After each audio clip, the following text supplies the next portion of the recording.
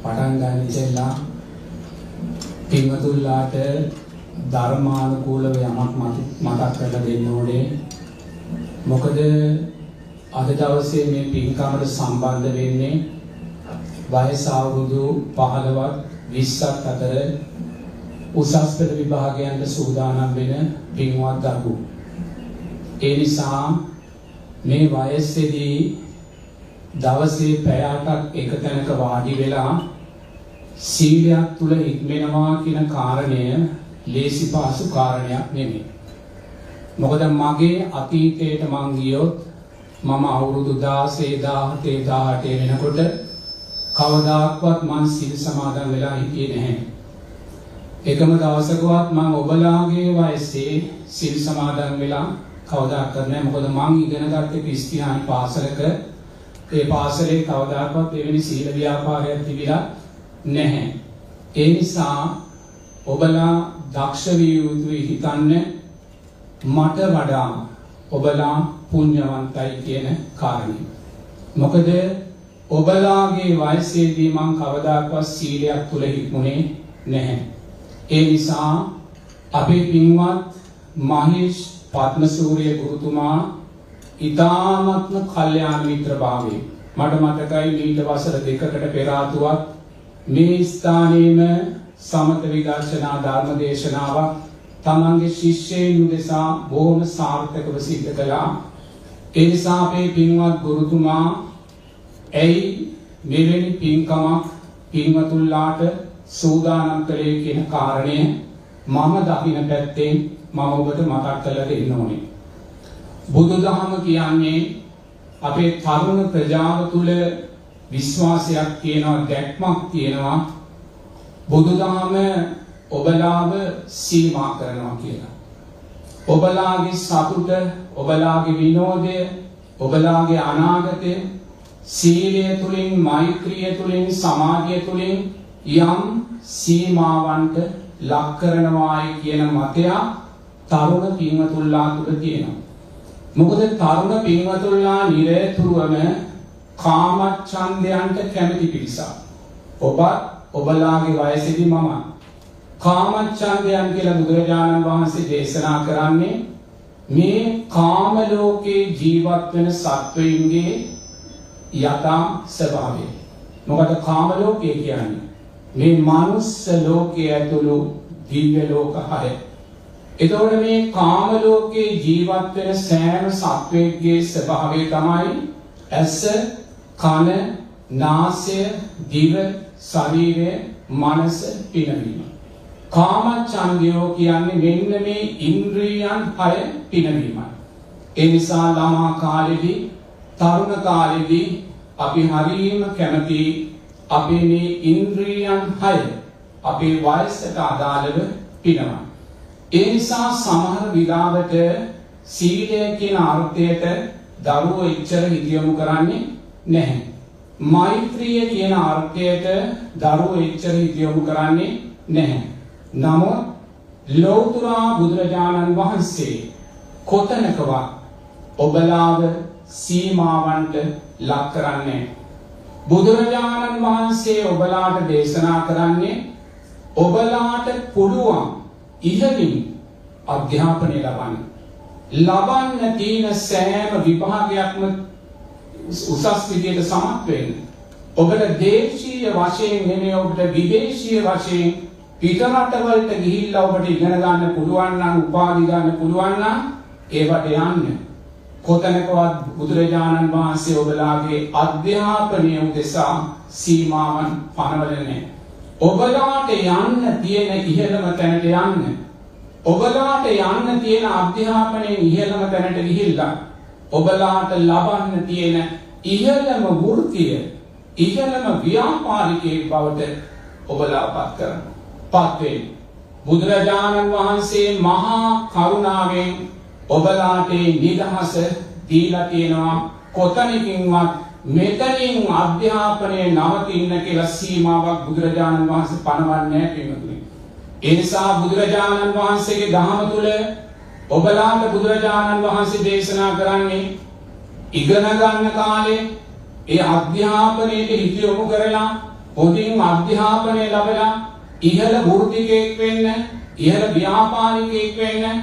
ඒ වගේමයි ඔබලා මේ අධ්‍යාපන ජීවිතයෙන් පස්සේ පින්වතුනි සමාජීය ජීවිතයට ඇතුල් වෙන්න ඕනේ. ආවාහ විවාහ වෙන්න ඕනේ, දුව දරුවෝ හදන්න ඕනේ. මේ සමාජ වගකීම් දරන්න ඕනේ. ඒ නිසා බුදුරජාණන් වහන්සේ ඔබලාට පනවන්නේ හොඳට ඉගෙනගෙන, හොඳට හම්බ කරලා පින්වතුනි ඔබලාට හදන්න පුළුවන් ලස්සනම ගෙදර හදාගන්න. ඔබලාට ගන්න තියෙන ලස්සනම වාහනේ ගන්න. ඔබලාට අඳින්න පළඳින්න තියෙන ලස්සනම ඇඳුම අඳින්න පළඳින්න. බුදුරජාණන්සේ කොතනකවත් ඔබලාට සීමා පනවන්නේ. බුදුරජාණන් වහන්සේ දේශනා කරනවා ලස්සන දේ පූජා කරන්නාට ලස්සන දේවල් ලැබෙනවා කියලා. විසිතුරු දේ පූජා කරන්නාට විසිතුරු දේ ලැබෙනවා කියලා. ප්‍රණීත දේ පූජා කරන්නාට ප්‍රණීත දේ ලැබෙනවා කියලා. ඇයි එහෙම කියන්නේ?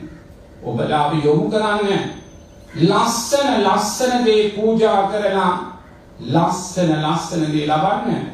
ප්‍රණීත දේ පූජා කරලා දැන් අපේ පින්වත් ගුරුතුමා මේ උදේ පාන්දර ලෝතුරා බුදුරජාණන් වහන්සේ උදෙසා කොයිසා ප්‍රණීත පූජාවක් සූදානම් කළාද පින්වතුනි?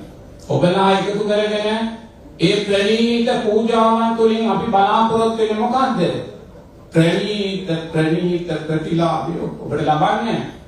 ප්‍රණීත ගෙවල් දොරවල් අනාගතේ ඔබලට අරන් දෙන්න.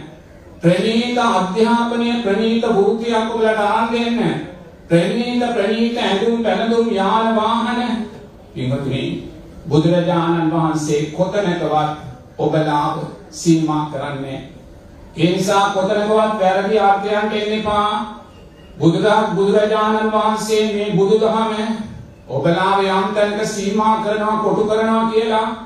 පින්වතුනි ලස්සන ලෝකයක් අපි ඉදිරියේ තියෙනවා. ඇස් දෙක ඇරලා ලෝකේ දිහා බලන්නේ. කන් දෙක විවෘත කරලා ලෝකේ දිහා බලන්නේ. මනස විවෘත කරලා ධර්මානුකූල ලෝකය ගැන හිතන්නේ. කොයිසා ලස්සන ප්‍රණීත විසිතුරු ලෝකයක් අපි ඉදිරියේ තියෙනවා. බලලා ඉවර කරන්න බෑ. අහලා ඉවර කරන්න බෑ. හිතලා ඉවර කරන්න බෑ. ඒ නිසා ප්‍රණීත ලස්සන ලෝකයක් මොකක්ද මේ? ඔබලාගේ පින. අපි පුංචි කාලේ ඔබලාගේ වයසේදී අපි මොනවද දැක්කේ? කඩේකට ගියොත් කඩේ තිබ්බේ බුල්ට තොපියක්, පාන් විස්කෝතුවක්, පෙට්ටි සුරුට්ටුවක්, කළු සුරුට්ටුවක්. අපි බිස්කට් එකක් කියලා කෑවනම් කෑවේ පාන් විස්කෝතුවක්. අපි පිටකොටුවට ගියොත් දැක්කේ මොකද්ද? අර ගොන්නු දෙන්නේ බැලපු බක්කි කරත්තයක්. නැත්නම් පරණ ලොරියක්. පින්වත්නි ඔබලා මොනවද මේ දකින්නේ? ඔබලා මොනවද මේ අද දකින්නේ? අපි අතීතයේ දැක්කේ මොනවද? මොකක්ද මේ අපි ඉදිරියේ දිගහැරෙන්නේ? පින. ඔබලාම පෙර ජීවිතේ ප්‍රණීත ලස්සන විසිතුරු දේවල් පූජා කරලා පින්වතුනි මේ ජීවිතේ ඔබ ප්‍රණීත ලස්සන ලෝකයක් දකිනවා. නන්ද බුදුරජාණන් වහන්සේ ඔබට පනවනවා. ඔබේම පෙර පිනයි ඔබ මේ අත්විඳින්නේ. පින්වතුනි අද ඔබලාට අධ්‍යාපන ශාස්ත්‍රයේ මොනසා පහසුකම් තියෙනවද? ඒ අධ්‍යාපන ශාස්ත්‍රයේ උදෙසා මොනසා තාක්ෂණය ඔබලාට උපකාර කරනවද? පින්වතුනි මේ ඔබේ පින. ඒ නිසා බුදුරජාණන් වහන්සේ ඔබලාට කොතනකවත් ඔබලාගේ ජීවිතේ සීමාවන් පනවන්නේ නැහැ. සැපේ ඉහළටම යන්න ඔබට පුළුවන් නම් මේ ලෝකේ ලොකුම වෘත්තිකයා ඔබ බවටපත් වෙන්න, ලොකුම ව්‍යාපාරිකයා ඔබ බවටපත් වෙන්න. අපි සාදු කියලා ඔබලාට ආශිර්වාද කරනවා. ඒක තමයි බුදුදහම. ඒක තමයි බුදුරජාණන් වහන්සේගේ මහා කරුණා ගුණය. නමුත් බුදුරජාණන් වහන්සේ දේශනා කරනවා ඔබ මේ ගමනේ යන්න ඕනේ සිල්පද පහ ආරක්ෂා කරගෙන. අන්න බුදුරජාණන් වහන්සේ ඔබට දේශනා කරන අවවාදය ඔබ යන්න තියෙන උපරිමයෙන් යන්න. නමුත් බුදුරජාණන් වහන්සේට කීකරුවාවේ උතුම් ධර්ම රත්නයේ කීකරුවාවේ උතුම් සංඝ රත්නයේ කීකරුවාවේ දරුවන් උදෙසා දේශනා කළා වූ සුන්දර දහම් බුදුරජාණන් වහන්සේ ධර්ම රත්නයේ තුල වැඩ ඉන්නවා. ඒ නිසා පින්වතුන්ලාට බුදුරජාණන් වහන්සේ සීමාවන් පනවන්නේ නැහැ. ඒ නිසා ඔබ දක්ෂ වෙන්න. ඔබලාට යන්න තියෙන අනාගතේ සර්ව ප්‍රකාරයෙන් සාර්ථක කරගන්න ඕනේ නම් ඔබේ අනාගත සිහින යථාර්ථයක් කරගන්න ඕනේ නම් පින්වතුනි බුදුරජාණන් වහන්සේ ධර්මයක් අධර්මයක් කියලා කාරණා දෙකක් අපිට මතු කරලා දෙනවා. ඔබට අධර්මයේ සතුට අවශ්‍ය නම් ඒ තමයි කාමච්ඡන්දයන්ගේ සතුට. මොකද කාමච්ඡන්දයන්ගේ සතුට කියන්නේ? කාම පංච නීවරණයන්ගේ සතුට. මොකද පංච නීවරණයන්ගේ සතුට කියන්නේ කාමච්ඡන්ද ව්‍යාපාද තීන මිද්ද උද්ධච්ච කුක්කුච්ච විචිකිච්ඡා කියන පංච නීවරණයන් තුල ඔබ ලබන්නා වූ සතුට. ඒ සතුට අධර්මයේ පින්තුනි. පංච නීවරණයන් තුලින් ඔබ ලබන්නා වූ සෑම සතුටක්ම ඔබේ අනාගතය දුර්වල කරලා දානවා. ඔබේ අනාගතය විකෘතියක් කරලා දානවා. අන්න පින්වතුනි ධර්මයේ සතුට කියන්නේ සත්‍ය බොජ්ජංගයන් තුලින් ලබන සතුට. සති ධම්ම විජය දීර ප්‍රීති පස්සද්ධි සමාධි උපේක්ඛා චතුරාර්ය කෙරේ සතිය සිහිය ආරෂ්ඨාංගික මාර්ගයේ කෙරේ සතිය සිහිය සිල්පද පහ කෙරේ සතිය සිහිය මෛත්‍රිය කෙරේ සතිය සිහිය පින්වතුනි යන්න ජීවිතේට ඔබලාට උතුම් ධර්මයේ ශක්තිය කුසලයේ ශක්තිය ලබා දෙනවා. ඒ නිසා අපේ පින්වත් මහේෂ් පත්නසූනේ ගුරු මහත්මයා ඔබලාව මේ උදෑසන මෙතෙන්ට අරන් ආවේ දඬුවමක් දෙන්න නෙමෙයි. හොඳට තේරුම් ගන්න. පැය 7ක් මෙතන වාඩි කරලා දඬුවමක් දෙන්න නෙමෙයි. ගෞරවනීය අම්මා කෙනෙක්, ගෞරවනීය තාත්තා කෙනෙක්, ගෞරවනීය ගුරුතුමෙක් තමන්ගේ දරුවන් තමන්ගේ ගෝලයන් දුව පුතා වෙනුවෙන් දෙන්න තියෙන ශ්‍රේෂ්ඨම දායාදය ඔබට ලබා දෙන්න. ශ්‍රේෂ්ඨම දායාදය මොකක්ද? ඔබලාගේ අධ්‍යාපන ශක්තිය ඔබලා තුලින් මතු කරලා දෙන්න. පින්වතුනි මෙතන අපේ මහේෂ් ගුරුතුමාගේ ගෝල ශිෂ්‍යයන් ගොඩාක් ඉන්නවා 1512. නමුත් ඔබ කල්පනා කරන්න සංසාරේ මෙතන ඉන්න සෑම දරුවෙක්ම දිසා පාමොක්ලා මහා ආචාර්යවරු මහාචාර්යවරු වෙනා ගෝලියෝ දහස් ගණන් හදපු පිරිසක් ඔබලා. ඔබලා අද ඉගෙන ගන්න ශිෂ්‍යයෝ බව ඇත්ත. අද ඉගෙන ගන්න උසස් පෙළ ශිෂ්‍යයෝ බව ඇත්ත. නමුත් සංසාරේ මෙතන ඉන්න සෑම දරුවෙක්ම අතීතයේ දිසා පාමොක්ලා වෙනා විශ්වවිද්‍යාල ආචාර්යවරු මහාචාර්යවරු ගුරුවරු වෙනා ගෝලියෝ දහස් ගානක් හදපු පිරිසක් ඔබලා. දහස් ගානක් හදපු පිරිසක් ඔබලා. එනම් ඔබලා පසුපස සංස්කාර පත්‍ය විඥාන කියන ධර්මතාවය තුළ ඒ අතීත ශක්තියින් කැඩිලා තියෙන පින්තුනි. සංස්කාර පත්‍ය විඥාන කියන ධර්මතාවය තුළ අතීතේ පුහුණු කළා වූ දැනීම් ඔබලාගේ ජීවිත තුළ සැඟවිලා තියෙනවා. ඒ සැඟවිලා තියෙන අතීත ශක්තිය අද ඔබලාට මතු කළ දෙනවා පින්තුනි. අද ඔබලාට මතු කළ දෙනවා. එහෙම නැත්නම් මෙතන පැය 6ක් පැය 7ක් වාඩි කරලා ඔබලාට දඬුවමක් දෙනවා කියලා නම් හිතන්න එපා. දඬුවමක් දෙනවා කියලා හිතන්න එපා. ගුරුවරයෙක් හැටියට Tamanට ශිෂ්‍යයින්ට දෙන්න තියෙන ශ්‍රේෂ්ඨම දායාදයයි ඒ පින්වත් ගුරුතුමා අද ඔබලාට මේ ලබා දෙන්නේ. ඒ කියන්නේ ඔබලාගේ අතීත අධ්‍යාපනයේ අදාළ කුසල් ශක්තිය පින්වතුනි මේ මොහොතේ මතු කරනවා. ඒව මතු කරන්න නම් මොකද කරන්න ඕනේ? සංසිඳුණු හිතක් තියෙන්න ඕනේ. සංසිඳුණු මනසක් තියෙන්න ඕනේ. ඒ තුළින් දෙවියන් කෙරෙහි ශ්‍රද්ධාව මතු කර ගන්න ඕනේ. සීලේ ශක්තිය, මෛත්‍රියේ ශක්තිය, ත්‍යාගයේ ශක්තිය. මම අද දැන් මෙතන ඉන්න මොහොත පුරාවට මම ඔබලාට සමත විදර්ශනා ධර්මය දෙන්නේ. පින්වතුනි සමත විදර්ශනා ධර්මය දෙන්නේ ඇයි? බුදුරජාණන් වහන්සේ දේශනා කරනවා මේ ලෝක ධාතුවේ අග්‍රම විදර්ශනාමය කුසලය සතර සතිපට්ඨානය කියන්නේ. මේ ලෝක ධාතුවේ අග්‍රම විදර්ශනාමය කුසලය. එහෙනම් පින්වතුනි මම ඔබලාට මහා සංඝරත්නය ඔබලාට මේ අනිත්‍ය ධර්මයන් දැන් ඉදිරි පැය කිහිපය තුළ දෙනවා. මේ ඇස කන නාසය දිව ශරීරය මනසේ අනිත්‍යභාවය මේ අනිත්‍ය ධර්මයන් දෙන්නේ අනේ කරුණා කරලා ඔබලා පැවිදි කරන්න නම් නෙමෙයි. මේක ඉන්න කිසිම කෙනෙක් පැවිදි කරන්න මට අවශ්‍ය නැහැ. බුදුරජාණන් වහන්සේ ඒක මට පවරලක් නැහැ. මෙතන ඉන්න කිසිම කෙනෙක් පැවිදි කරන්න නෙමෙයි. එහෙම නැත්නම් අනිත්‍යයි කියලා අන්තවාදීව අනිත්‍ය වඩලා ඔබලාගේ අධ්‍යාපනය විනාශ කරගන්න නෙමෙයි. සමහරව ඉන්නවා අනිත්‍ය කියලා ඉගෙන ගන්නේ නැහැ. ඉගෙන ගන්න වැඩක් නැහැ අපි මේවා අනිත්‍යයි. පින්වතුනි ඒවා බලවත් දෘෂ්ටි. ඒ තුල බුදුදහම නැහැ. බුදුරජාණන් වහන්සේ කියන ඔබට යන්න කියන ඉහළම තැනට යන්නේ. එමනම් අනිත්‍යයි කියලා ඉගෙන ගැනීම අත්හැරීම කියන්නේ දෘෂ්ටිය. ඒ නිසා බුදුරජාණන් වහන්සේ පාසල් දරුවන්ට මේ උතුම් ධර්ම දෙන්නේ. ඇයි පින්වතුනි?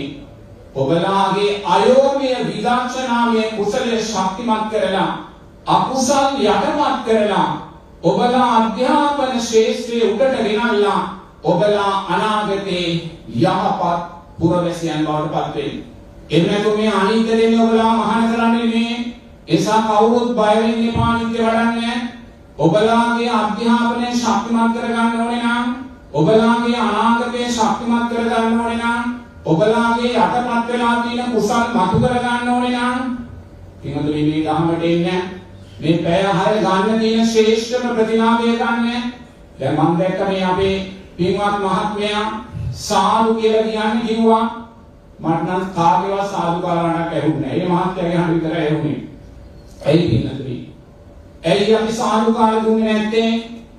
ඒ ආර්ථය අපි දන්නේ. ඔබේ වරදක් නෙමෙයි. ඔය වයසේදී මම දන්නේත් නැහැ. සාදුකාර දුන්නාම මොකද වෙන්නේ කියලා මම දන්නේත් නැහැ. නමුත් සාදු කියද්දී ශබ්ද නගලා හඬ නගලා සාදු කියද්දී මෙතන නෙමෙයි කොහෙදී හෝ වේවා ආනිසංස 11 ඔබට ලැබෙනවා. ආනිසංස 11. එහෙනම් පින්වතුනි අධ්‍යාපනය කියන කාරණය ඔබලාට අධ්‍යාපන ජයග්‍රහණයක් කියන කාරණේ ඉගෙන ගන්නවා කියන කාරණේ විතරක් ලබන්න බැහැ. නිදහස් අධ්‍යාපනයේ තිබුණා කියන කාරණේ විතරක් ලබන්න බැහැ. ටියුෂන් ගියා කියන කාරණේ විතරක් ලබන්න බැහැ. එහෙනම් හැමෝම පාස් වෙන්න ඕන විභාගය. නමුත් හැමෝම විභාග පාස් වෙන්නේ නැහැ. කොයිසා සල්ලි වියදම් කරලා ඉගෙන ගත්තා සමහරව අධ්‍යාපනයේ දුර්වලයි. ඇයි? අධ්‍යාපනයෙන් විතරක් පාඩම් කිරීමෙන් විතරක් ප්‍රශ්න විසඳන්න බැහැ. ඒ නිසා ඔබලාගේ අතීත කුසල මතු කරගන්න. ඒකයි මම කියන්නේ මෙතන ඉන්න හැමෝම අතීතේ දිසාපාමොක්ලා අතීතයේ ආචාර්යවරු මහාචාර්යවරු ඒ අතීත සංස්කාර පත්‍ය විඥානික ධර්මතාවේ පටිච්ච සමුප්පන්න රුව ගුණ ඔබලා තුල සැඟවිලා තියෙනවා. එහෙනම් මේ පැය 6 පුරාවට අපි උත්සාහ කරන්නේ ඒ සැඟවිලා තියෙන පටිච්ච සමුප්පන්න ඔබලාගේ අතීත කුසල ශක්තිය අතීත අධ්‍යාපනයට අදාළ දැනීම් මතු කරලා දීලා ඔබලා අධ්‍යාපන ශාස්ත්‍රයේ ශක්තිමත් තැනට ගෙනල්ලා ඒ තුලින් ඔබලා අනාගතේ ඉහළ වෘත්තිකෙන් ඉහළ ව්‍යාපාරිකෙන් බවට පත් කරලා පින්වතුනි ශක්තිමත් ආර්ථිකයක් තියෙන ජාතියක් හැටියට පත් කරන්න. ශක්තිමත් ආර්ථිකයක් තියෙන ජාතියක් හැටියට පත් වුණොත් පමණයි මේ සම්මා සම්බුද්ධ ශාසනය ආරක්ෂා වෙන්නේ. මොකද අපි ජීවත් වෙන්නේ ඔබලාගේ සිව්පසේ අපිට මේ චීවරය දෙන්නේ ඔබලා අපිට මේ දාන ටික දෙන්නේ ඔබලා ආර්ථිකයෙන් දුර්වල වුණා ශාසනය වැටෙනවා පිටුපිට. ශාසනයේ පැවැත්මක් නැහැ. සංඝයා මිච්ඡා ආජීවයන්ට පෙළඹෙනවා. ඒ නිසා ශාසනයේ අනාගත පරපුරට රැකෙන්න නම් ඔබලා අනාගතේ ශක්තිමත් ආර්ථිකයක් කියන ජාතියක් බවට පත් වෙන්න ඕනේ. ඔබලා අනාගතේ ශක්තිමත් ආර්ථිකයක් කියන ජාතියක් බවට පත් වෙන්න නම් ඔබලා අධ්‍යාපනයේ ශක්තිය ජීවිතයට ගන්න ඕනේ. ඔබලා අධ්‍යාපනයේ ශක්තිය ජීවිතයට ගන්න නම් ඔබලා තුල සැඟවිලා තියෙන අතීත අධ්‍යාපනයට අදාළ කුසල කර්මය මතු කරලා ගන්න ඕනේ. ඒ නිසා මුලින්ම සාධුකාර දෙන කාරණය ගැන හිතන්නේ විදර්ශනාව ඉස්සෙල්ලා දෙන්න ඕනේ. සාධු කියන්නේ ශබ්ද නගලා සාධු කියන්නේ ආනිසංස 11 මෛත්‍රියට අදාළව ඔබට එනවා. ඉතිරි කාරණා අපි ඉදිරියට කතා කරමු.